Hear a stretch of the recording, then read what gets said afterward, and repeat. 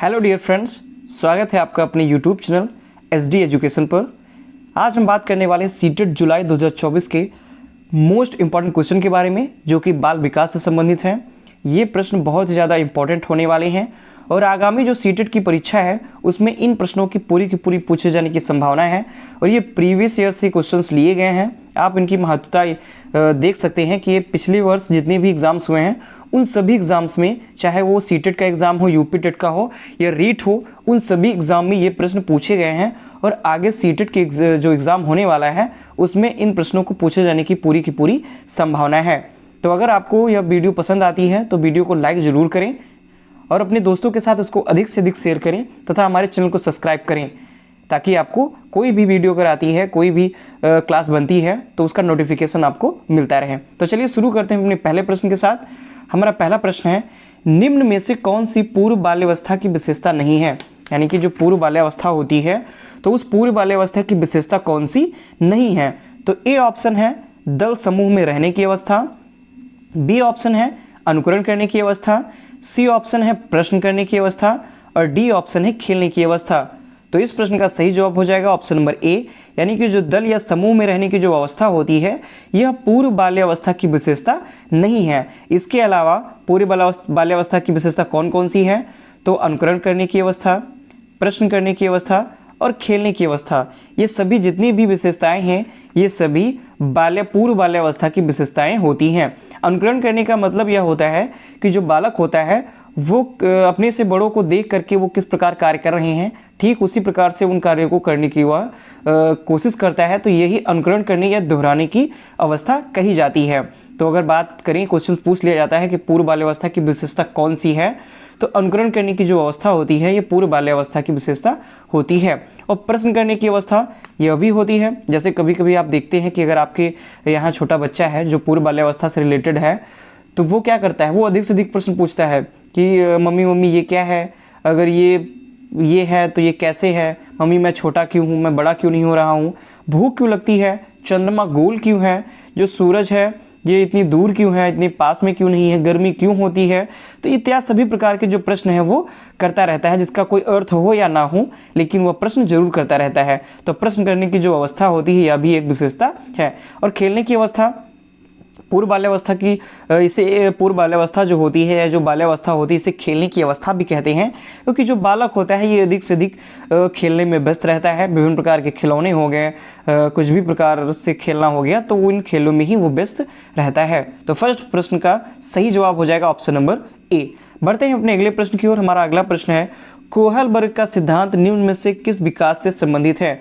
यानी कि जो कोहलबर्ग का सिद्धांत है वो किस विकास से संबंधित है? तो फर्स्ट ऑप्शन है भाषा विकास, बी ऑप्शन है सामाजिक विकास, सी ऑप्शन है नैतिक विकास और डी ऑप्शन है शारीरिक विकास। तो इस प्रश्न का सही जवाब हो जाएगा ऑप्शन नंबर सी, यानी कि जो कोहलबर्ग का सिद्धांत है यह नैतिक विकास पर संबंधित है। यानी कि कोहलबर्ग ने किस पर बल दिया है? नैतिक विकास पर बल दिया है। और ये कहते हैं कि जो बालक होता है वो जिस प्रकार से क्रियाएं करता है उसी प्रकार से उसका जो नैतिक विकास होता है वो होता रहता है। इनकी एक बहुत ही अच्छी कहानी है, हिंज की कहानी, जो कि कई बार सीटेट की परीक्षा में पूछ ली जाती है कि निम्नलिखित में से जो हिंज की कहानी है वह किस मनोवैज्ञानिक ने प्रस्तुत की? तो वह कोहलबर्ग ने प्रस्तुत की है।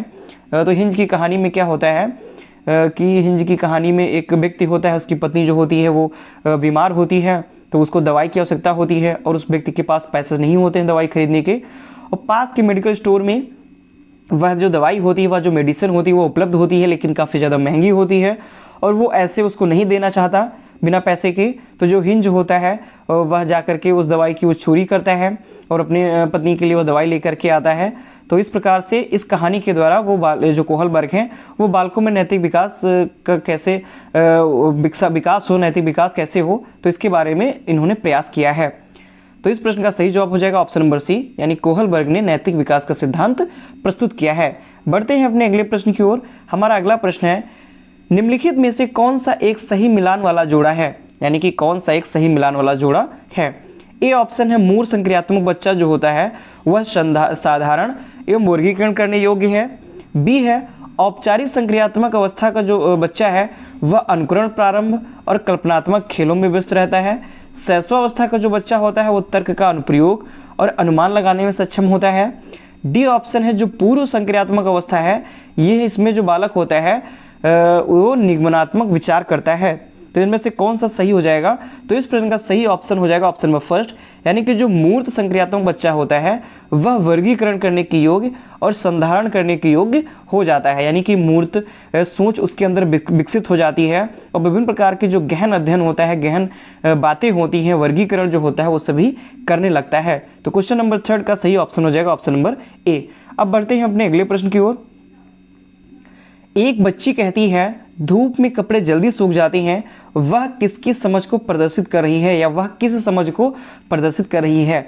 मान लीजिए कि आप एक बालक हैं, तो आप कहते हैं कि अगर आप धूप में कपड़े डालते हैं तो वो जल्दी सूख जाते हैं, तो ये आपकी किस समझ की ओर किस समझ का प्रदर्शन करते हैं?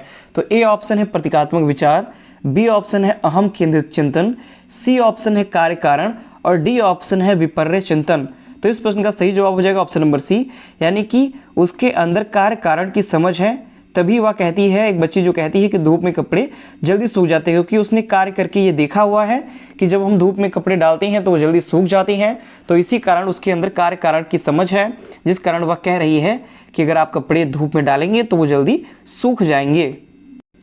नेक्स्ट क्वेश्चन है हमारा, वाइगोत्स्की के अनुसार बच्चे सीखते हैं, यानी कि जो वाइगोत्स्की हैं जिन्होंने संज्ञानात्मक विकास का सिद्धांत प्रस्तुत किया था, तो इन्होंने क्या बताया कि बच्चे कैसे सीखते हैं?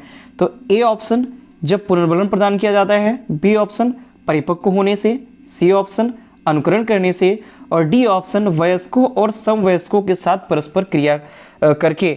यानी कि वाइगोत्स्की क्या बताते हैं कि जो बच्चे होते हैं वो वयस्कों और समवयस्कों के साथ जब परस्पर क्रिया करते हैं उसी के द्वारा सीखते हैं। तो इस प्रश्न का सही जवाब हो जाएगा ऑप्शन नंबर डी, वाइगोत्स्की के अनुसार बच्चे सीखते हैं वयस्कों और समवयस्कों के साथ परस्पर क्रिया करके।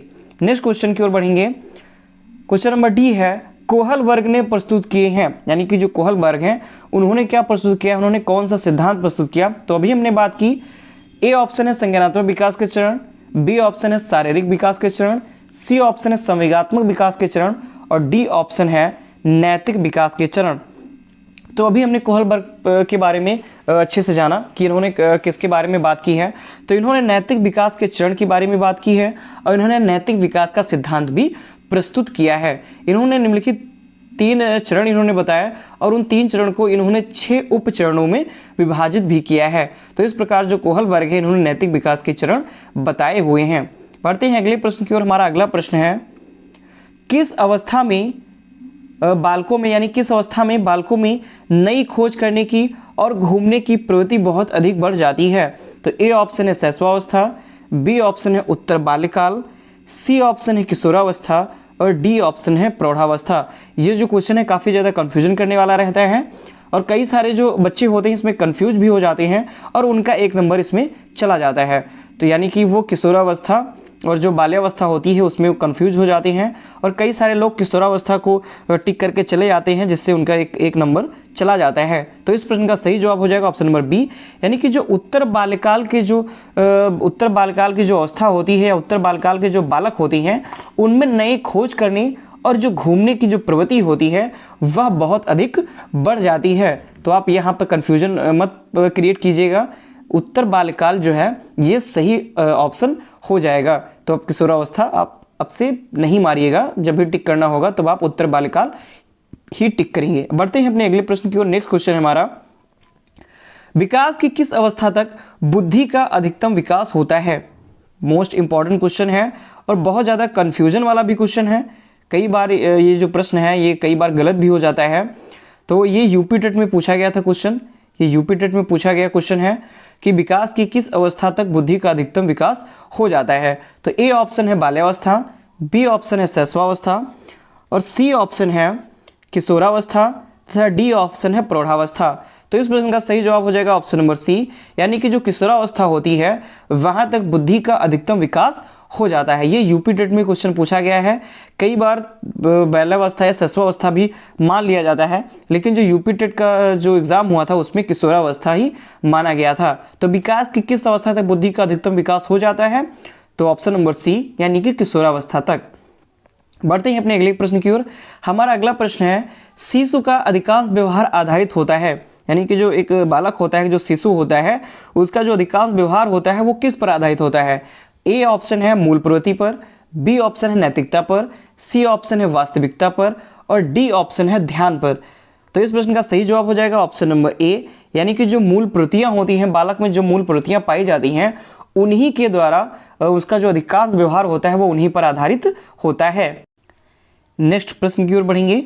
निम्नलिखित में से कौन सा वृद्धि और विकास के सिद्धांतों से संबंधित नहीं है, यानी कि कौन सा ऐसा सिद्धांत है जो वृद्धि और विकास के सिद्धांत से संबंधित नहीं है। ए ऑप्शन है निरंतरता का सिद्धांत, बी ऑप्शन है वर्गीकरण का सिद्धांत, सी ऑप्शन है समन्वय का सिद्धांत और डी ऑप्शन है व्यक्तिकता का सिद्धांत।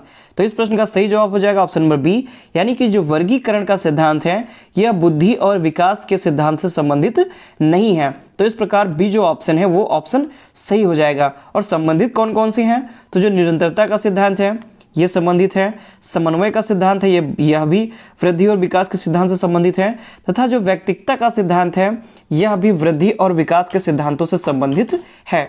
तो इस प्रकार से कौन सा संबंधित नहीं है, तो वो वर्गीकरण का सिद्धांत, यानी कि बी ऑप्शन सही हो जाएगा। नेक्स्ट प्रश्न की ओर बढ़ते ही हमारा अगला प्रश्न है, विकास के सिद्धांतों के बारे में निम्नलिखित में से कौन सा कथन गलत है, यानी कि कौन सा ऐसा सिद्धांत है, विकास का सिद्धांत है जिसके बारे में गलत कथन है। फर्स्ट ऑप्शन यानी कि ए ऑप्शन है, विकास वंशानुगतता और वातावरण के बीच सतत अन्योन्य क्रिया से होता है।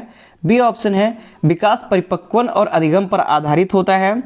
सी ऑप्शन है, प्रत्येक बच्चा विकास के चरण से गुजरता है और फिर भी बच्चों में व्यक्तिगत भिन्नताएं बहुत होती हैं। डी ऑप्शन है, विकास एक परिमाणात्मक प्रक्रिया है जिसका ठीक ठीक मापन हो सकता है। तो विकास का और यानी कि जो विकास होता है इसका ठीक ठीक मापन नहीं हो सकता, तो इसीलिए यह जो कथन है यह विकास के सिद्धांत के बारे में गलत है। तो इस प्रकार डी जो ऑप्शन है वो सही ऑप्शन हो जाएगा, यानी कि विकास के सिद्धांत के बारे में जो गलत कथन है वह है कि विकास एक परिमाणात्मक प्रक्रिया है, उसका ठीक ठीक मापन हो सकता है, जबकि जो विकास होता है इसका मापन नहीं हो सकता। तो option number D right answer हो जाएगा। नेक्स्ट क्वेश्चन की ओर बढ़ेंगे। विकास के मनोसामाजिक सिद्धांत का प्रतिपादन किसने किया था, यानी कि जो विकास का मनोसामाजिक सिद्धांत है इसके प्रतिपादक कौन है। तो ए ऑप्शन है एरिक्सन, बी ऑप्शन है फ्रायड, सी ऑप्शन है कोहलर और डी ऑप्शन है वॉटसन। तो इस प्रश्न का सही जवाब हो जाएगा एरिक्सन। जो एरिक्सन है इन्होंने मनोसामाजिक सिद्धांत का प्रतिपादन किया था। अगले प्रश्न की ओर बढ़ेंगे।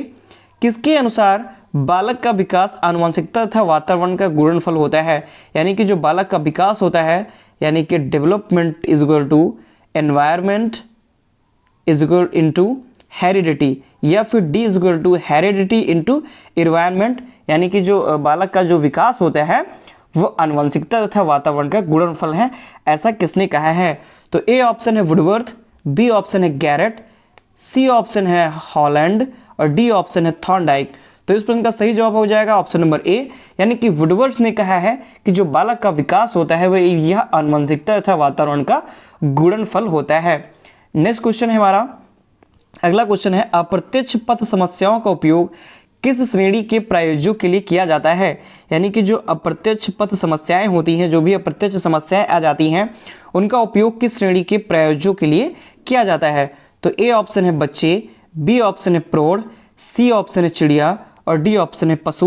तो इस प्रश्न का सही जवाब हो जाएगा ऑप्शन नंबर बी, यानी कि प्रौढ़ों के लिए अप्रत्यक्ष पथ समस्याओं का उपयोग किया जाता है। बढ़ते हैं अपने अगले प्रश्न की ओर। यह हमारा नेक्स्ट और लास्ट क्वेश्चन है, अपने मानसिक स्वास्थ्य को ठीक रखने हेतु शिक्षक का क्या दायित्व है, यानी कि जो एक शिक्षक है उसको वह अपना जो मानसिक स्वास्थ्य है उसको कैसे ठीक रख सकता है, कैसे उसको मतलब कह सकते हैं मानसिक स्वास्थ्य जो है उसको मेंटेन कैसे कर सकता है। तो ए ऑप्शन हो जाएगा कक्षों में शिक्षण नहीं करे। क्या कक्षों में अगर वह शिक्षण नहीं करेगा, पढ़ाएगा नहीं तो उसका मानसिक स्वास्थ्य ठीक रहेगा, ऐसा कुछ भी नहीं है, तो पहला गलत हो जाएगा। बी ऑप्शन है शिक्षक व्यवसाय के प्रति निष्ठावान नहीं रहे, उसका जो कार्य है उसके प्रति निष्ठावान नहीं रहे, यह भी गलत है।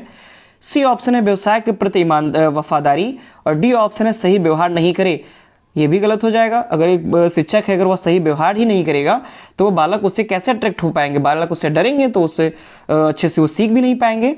तो इस प्रश्न का ऑप्शन हो जाएगा सी सही ऑप्शन, यानी कि जो मानसिक स्वास्थ्य को ठीक रखने हेतु जो शिक्षक होता है उसको अपने व्यवसाय के प्रति वफादारी रखनी होती है, जिस कारण उसका जो मानसिक स्वास्थ्य है वो ठीक रहेगा, कार्य करने में उसका मन लगेगा और जो बालक होंगे, जो विद्यार्थी होंगे, वो अधिक से अधिक उससे सीख सकेंगे।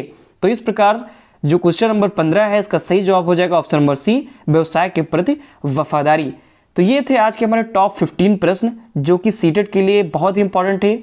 बाल विकास से संबंधित ये सारे के सारे प्रश्न हमने चुन करके लाए हुए थे, जो कि प्रीवियस ईयर में किसी न किसी एग्जाम में, चाहे यूपी टेट हो या सीटेट हो या रीट हो, इन सभी एग्जाम में ये क्वेश्चंस पूछे गए हैं। और आने वाली जो सीटेट की परीक्षा है उसमें इन प्रश्नों की पूछे जाने की पूरी संभावना है। तो आशा करता हूँ आपको हमारी यह वीडियो पसंद आई होगी। अगर वीडियो पसंद आती है तो प्लीज़ वीडियो को लाइक करें, अपने दोस्तों के साथ अधिक से अधिक शेयर करें ताकि उनको भी बेनिफिट मिल सके, और चैनल को सब्सक्राइब भी करें ताकि आगामी कोई भी टॉपिक से रिलेटेड अगर वीडियो हो तो उसका नोटिफिकेशन आपके पास आसानी से पहुंच सके। धन्यवाद।